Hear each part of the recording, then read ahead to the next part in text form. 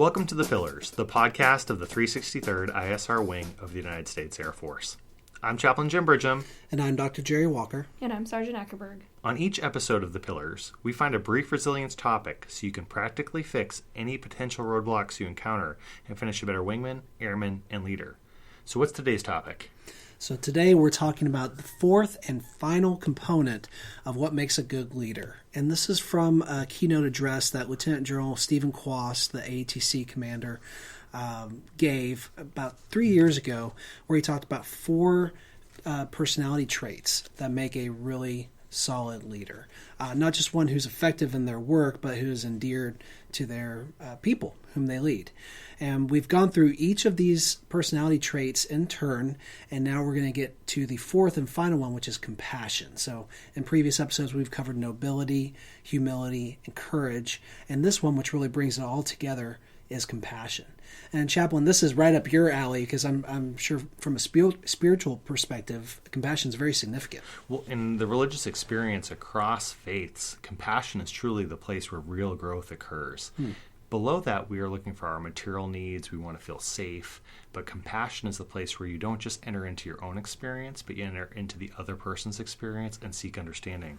Yeah, it's from a psychological and developmental perspective, this is the point where we start to recognize we are not the center of the universe, and there are other people out there, and we begin to learn empathy and really start to connect with other people. It's the thing that happens to kids when they're getting to about 6 or 7 years old. They start to take other people's perspectives, and that develops or helps them develop a social mindset to think not just in terms of black and white, right and wrong, but if I do this, how is that going to affect the other person? Or this person is feeling a certain way, what can I do to help change that? And it's extremely important as we grow into adulthood and navigate increasingly complex relationships, because without compassion, our ability to relate with and to other people would be severely diminished. Well, and one of the definitions I came across of compassion, because sometimes we use the term and we may not know exactly what it means, the definition I found was a feeling of deep sympathy and sorrow for another who is stricken by misfortune, accompanied by a strong desire to alleviate the suffering. Now, that might just seem to be overtly negative, and you might think someone who goes through a medical diagnosis, car accident, etc. But really, it's just empathizing with life. That maybe they're a parent and having difficulty with their children, or some challenges with a supervisor or coworker. You're just empathizing with them. In fact, the Latin origin of the word was just meant co-suffering. So we recognize that we are all going through challenges, and we just try to meet them in their experience and recognize people are responding as best they can. They don't generally come out in with a negative response. They're responding because of some reason. Maybe it's a value, it's some thought, some reason in their life that's really a core value as to why they're responding that way. And our job is to empathize with them in compassion, say, why are they responding like this? What is coming up in the person that's causing it? And now it's easy to say in a podcast. It's difficult in some situations. One of the stories we were talking about before was that car accident I had in San Antonio. I'm TDY. I'm down at JBSA driving, and I'm at a stoplight right before one of these frontage roads, and I got hit from behind at a good clip, and it totaled the rental car, which is always a great thing to do on a temporary duty. And so I'm in blues. I step out of the vehicle. My car's totaled, and a gentleman walks out of the vehicle, and he's dressed in foreign attire and just starts losing his mind. Now, mind you, it's about 7 o'clock in the morning. San Antonio filled with military traffic, lots of vehicles looking over at the guy in blues being yelled at by someone in foreign attire. And my viewpoint at that was actually in a place of compassion, also in a place of concussion, but in compassion, and trying to understand and to de-escalate the situation. That was one of the places I can say I responded appropriately. And it took a few minutes to bring him down from his anger. And then he said, wait, are you okay? I'm like, oh, yeah, I think I'm fine. As I look down and can't read words on paper. I'm fine now, don't worry. But at that point, it was just trying to respond and realize, why is he like this? Why is he upset? Well, it's an amygdala hijack. Something's going on in his brain. He's used to driving conditions here. Like, there's some reason for him to respond like that. And going back to that 5 Minutes to Thrive I wrote a few weeks back about the fundamental attribution error, it would have been so easy for you to have made a snap judgment about this guy's personality and say, he's angry, he's yelling at me, he's just a jerk. you know, or yell back, or respond, and respond in kind and reciprocate exactly what you were getting. But instead, you took a moment, you paused, and rather than allowing that amygdala hijack, like you were talking about, you thought through, what is this person experiencing? And that's hard to do. And especially, I would say, even harder when you're a leader of 50, 100, 500 people, to try to key into all those different voices and all those different needs, expressing what it is that they're feeling and what they're needing. I guess the challenge as a leader is, how do you have compassion for people as individuals, but then for an entire organization? So there was a study done in Ontario, and what they did is they surveyed a bunch of key people in leadership roles from the start of their taking over that position, and they followed them for a few years in. And basically what they found is that towards the end, the leaders, their compassion had almost been cut down by 50%. And so there's something called compassion fatigue as well. And so not only do you, when you're in these authority positions, you have to make the hard decisions, so you're more likely to get callous. But then in general, you can go the complete opposite, and you can get so overwhelmed and have such compassion for everybody that you yourself are completely worn out. And as a leader, I mean, where's that balance? You know, how do you tread that? Absolutely. I see that in helping professionals all the time. I see that in first sergeants a lot, that they've either been completely worn down by the constant compassion and empathy that their job requires, that they're just getting burnt out, or the opposite side of the coin, they just become numb emotionally to everything that they see, and they treat every situation in terms of right and wrong, black and white, rather than empathizing with the other person. So I think it starts with yourself, as do a lot of these different traits. It starts with an honest self-assessment about where you are and how you feel like you relate to other people. But the cool thing about compassion, though, is that we have to give it to ourselves first before we can give it to other people. Because a lot of times we're our own worst critic. And if you're being really hard on yourself and you're magnifying all your perceived errors or flaws, and you're constantly criticizing yourself with your internal talk, that dialogue is then going to become externalized towards other people. So you hold yourself to high standards. It makes sense you would hold other people to the same standards, but what they're getting from you is a lot of the same self-criticism that you're giving to yourself. So I would say the first step is to learn to develop that compassion and understanding that you yourself, and we all are flawed. We are imperfect humans, and we make mistakes, and that's okay, because it's something that we all have in common. And then to project that out onto other people and recognize that people will have hard times, they will make mistakes. It doesn't necessarily characterize them as bad or evil or incapable or incompetent of being human or doing their job. But in that moment, what they need is understanding. And that understanding starts with empathy and compassion. One of the concepts for growth from a spiritual perspective is that compassion allows you to...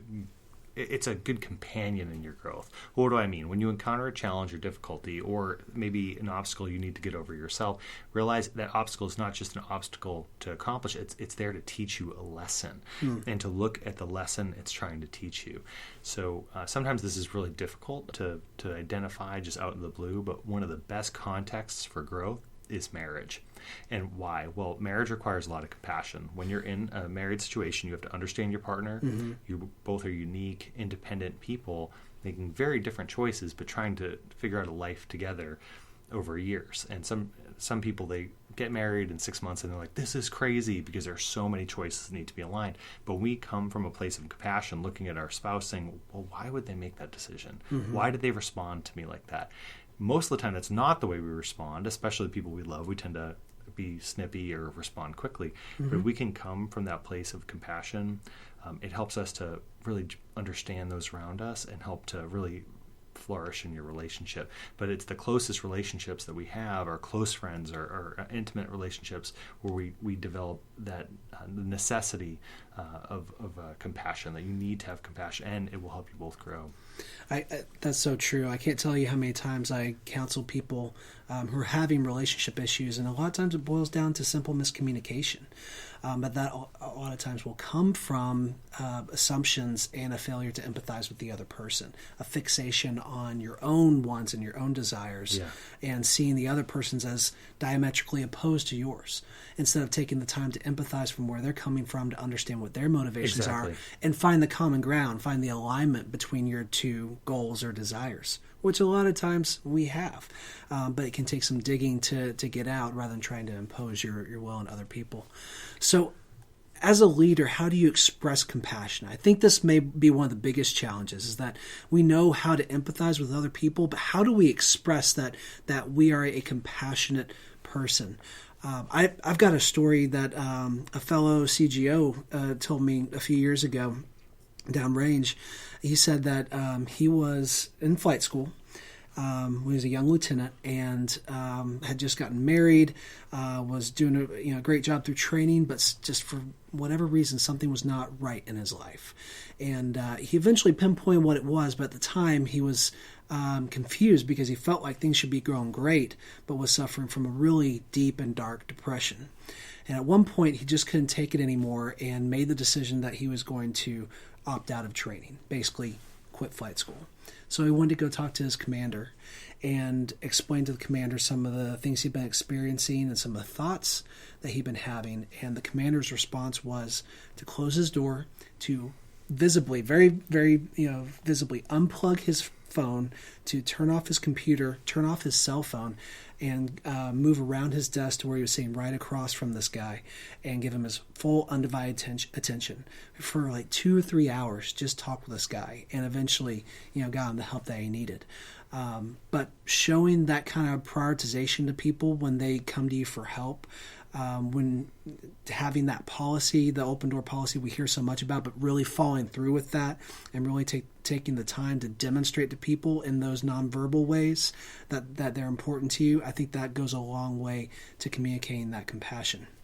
From a verbal perspective, I think it's best when leaders can humanize themselves. Mm-hmm. So being willing to share a personal story about struggles that you have had, and ways that you've overcome them, and use it not as an example of past weakness or an area where you failed, but as a story of growth and recovery.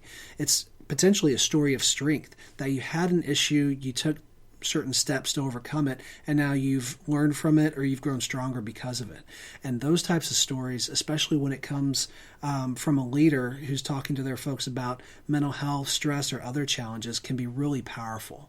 I've seen a commander talk about his own personal time in mental health when he was going through a rough patch in his marriage, and how helpful it was to him. And even just by talking about it in those terms, he was communicating to the entire unit, it is okay to go to mental health, and you can still grow up big and strong in this Air Force, and hey, be a commander someday. It doesn't have to be this career ender like a lot of that stigma out there will tell you. And so these are just a few ways that as a leader I think you can communicate that compassion to your folks. But it happens not always verbally, also a lot of times more subtly in your actions. Well, and we can define compassion. We've given some principles, but it truly is a spiritual topic that it's mm-hmm. not as easily defined if I give you these 10 steps to compassion. Right.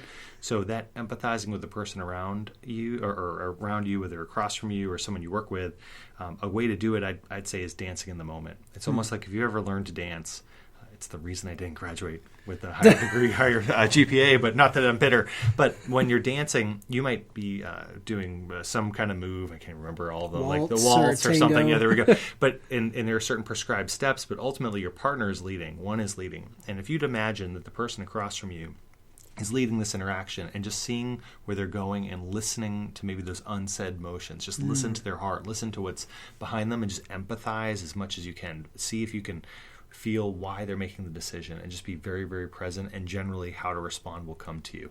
Now, as a commander, it's very difficult as a first sergeant to do this with everyone, but we're just being present, being mindful, mm-hmm. and interacting with however many you can at a time. That's what makes a difference.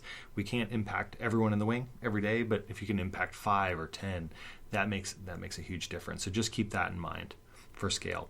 Absolutely. And I think at the end of the day, it just comes down to showing people that they're important to you, that they matter, that their time matters, and what they have to say matters. Exactly. I think another good addition to that is just when you're put in a situation where you have that trigger, right, of your amygdala, right, you have the ability to withhold judgment, right, and Huge. just make a conscious effort to just not come to a conclusion like that, and just kind of take a look at the situation, and then later on, if you feel necessary, judgment can apply, right? But most likely withhold judgment. Don't list it as a positive or negative. Jump to conclusions. Exactly. And then that way you give that clean slate for the situation to unfold. And then if you have to ask further questions, you're not coming from a place of positive or negative per se. You're just coming from a place of curiosity, which is really empathy. I actually think that's huge, because oftentimes we want to solve the person's problem in front of us, and that's not what we're trying to do here. We're trying to listen for why they're making a decision, what's coming up, and just be present. And that's a great point. Thank you for listening to The Pillars, the podcast of the 363rd ISR Wing of the United States Air Force. I'm Chaplain Jim Bridgham. And I'm Dr. Jerry Walker. And I'm Sergeant Ackerberg. Until next time, if you need us, please reach out to us in the global address list, and we will have a forthcoming Twitter account, which you can reach us on as well. So please Google that. We will post that as soon as possible. But we want to thank you ultimately for what you do for our nation. We just hope you have a great day.